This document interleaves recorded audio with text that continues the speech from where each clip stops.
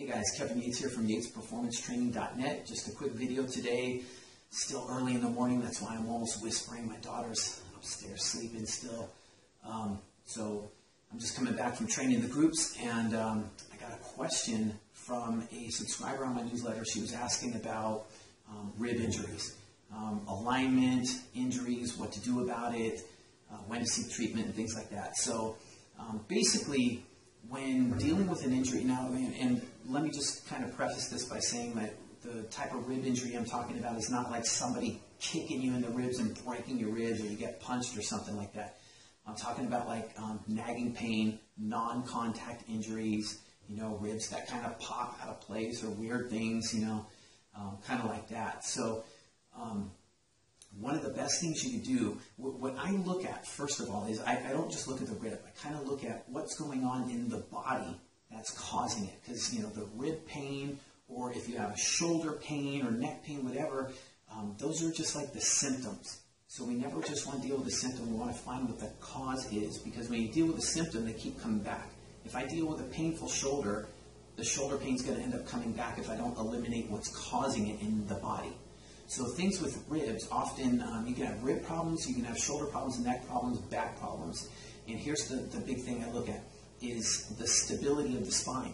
Right? So I used to work with a client who had issues like this, and she kept having to get adjusted by her chiropractor because her rib kept popping out all the time. And it turned out that she had a history of shoulder problems, and she had, she didn't have great posture. She had too much kind of hunched over posture, which was affecting it, and she didn't know how to stabilize her spine. So I'm going to show you a quick exercise. It's called a 4-point TVA. Transverse abdominis is what it stands for.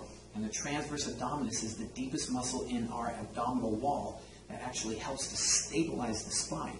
And that's super important because if you think about your ribs attached to your spine, right? The ribs wrap around, attached to your spine in the back. Okay, so rib problems, we want to think of back problems. We need a stable spine to have stable ribs. If you have shoulder and neck problems, same type of thing. The shoulder blade attaches to the rib cage. So if my spine's not stable, my ribs aren't stable. If my ribs aren't stable, my shoulder's not stable, right? Kind of that, the head bone's connected to the, right? So we know all about that. So when we're doing the 4-point TVA, speak of the devil, good morning to you. All right, she's just waking up. All right, so we go hands and knees with a dowel, okay? So the dowel, we want 3 points of contact. We want contact on our head, back of the head.